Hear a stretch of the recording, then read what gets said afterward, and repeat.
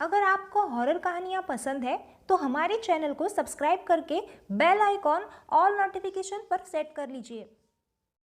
रौनकपुर गांव, उस गांव में खूनी वधू का बहुत ही ज़्यादा आतंक फैला हुआ था। और इस बीच विजय और उसके पत्नी की उसी गांव में मौत हो गई थी।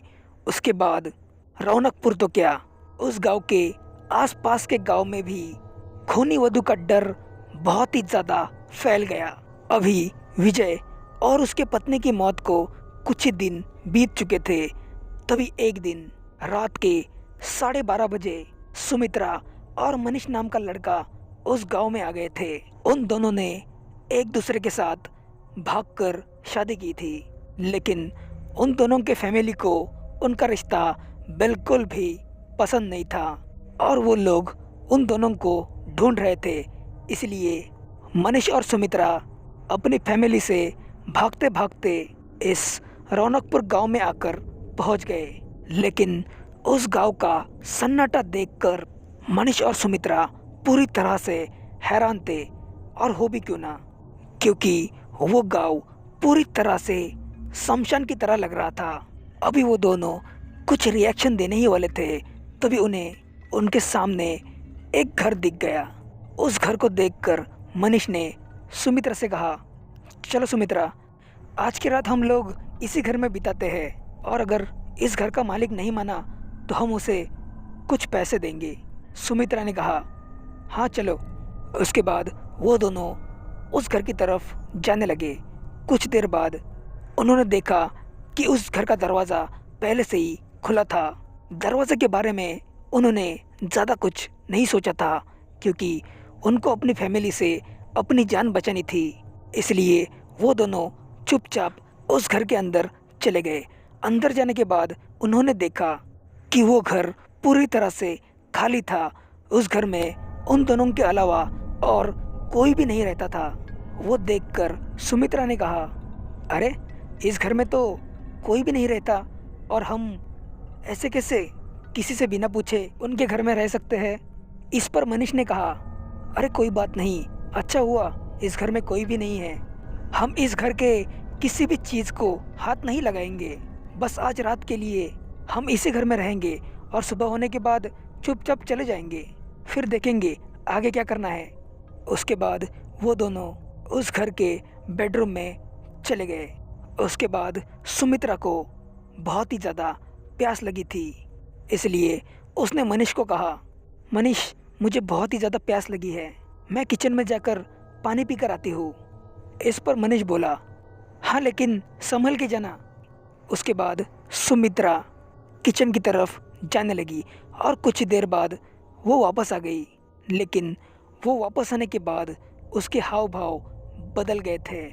अभी मनीष और सुमित्रा एक दूसरे के करीब आ गए थे, तभी अचानक बाहर से बहुत ही ज़्यादा डरावनी आवाज़ें आनी शुरू हो गई और उसके बाद धीरे धीरे उस कमरे की लाइटें फ्लिकर करने लग गई। ये सब देखकर मनीष बहुत ही ज़्यादा डर गया, लेकिन सुमित्रा के चेहरे पर डर का नामो निशान नहीं था।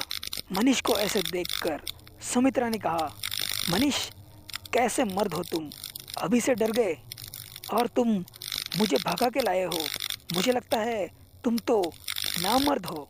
सुमित्रा की इन बातों पर मनीष को बहुत ही ज़्यादा शर्म आ गई थी और उसने सुमित्रा से कहा, वो मैं पानी पी कर आता हूँ।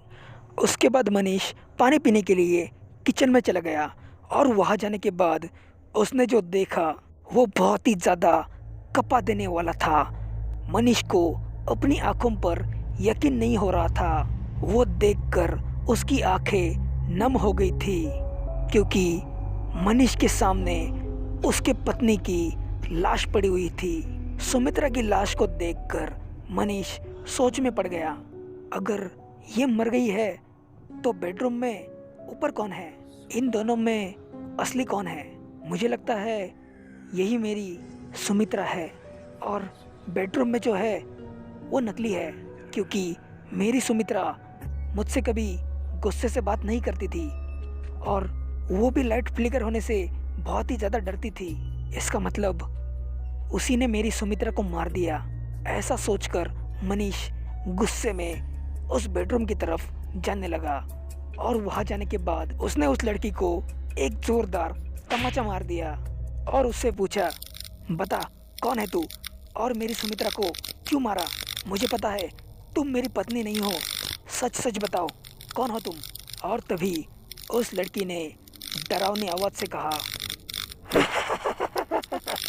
मैं हूँ खोनी वधू, तुम्हारी मौत अब मुझसे तुम्हें कौन बचाएगा? मैंने तुम्हारी पत्नी को तो मार ही दिया है। इस पर मनीष ने कहा, कौन हो तुम और उस बेचारी ने तुम्हारा क्या बिगाड़ा था? हम लोग तो तुम्हें जानते भी नहीं और तुमने उसे क्यों मारा? तुम्हारे घर में रहने की इतनी बड़ी सजा? इस पर खूनी वधू ने कहा, सजा घर में रहने की नहीं है, तुम्हें सजा इस बात की मिल रही है क्योंकि तुम लोग शादीशुदा हो और मुझे शादीशुदा लोगों से नफरत है, नफरत। तुम्हारी पत्नी तो मर गई, अब तुम जी के क्या करोगे? इस पर मनीष बोला, हाँ तुमने सही कहा खूनी वधू, हम दोनों हमारा नया जीवन शुरू करने वाले थे, लेकिन तुमने हमारी ज़िंदगी बर्बाद कर दी। हमारी गलती हो गई कि हम तुम्हारे इस गांव में आ गए। अब मैं जी के क्या करूँगा? जिसके लिए जीने वाला था उसको तो तुमने मार दिया। अब तुम मुझे भी मार डालो ताकि मैं मेरी पत्नी के पास जा सकूं। लेकिन तुम्हारा कभी भी भला नहीं होगा। अगर सच में भगवान है तो तुम्हें सज़ा ज़रूर मिलेगी। उसके बाद वो खूनी वधू वहाँ से गायब हो गई। उसके बाद मनीष का दम घुटने लगा और वो वहाँ पर ही तड़प तड़प के मर गया। तो इस तरह से हो गई मनीष और उसकी पत्नी की मौत। उसके बाद उन दोनों की मौत का पता फिर से एक बार पूरे गांव में फैल गया। गांव वाले पहले से ही खूनी वधू से डरे हुए थे और अब उन सबको इस सब की आदत हो चुकी थी। पता नहीं रौनकपुर गांव को उस खूनी वधू से कब तक छुटकारा मिलेगा।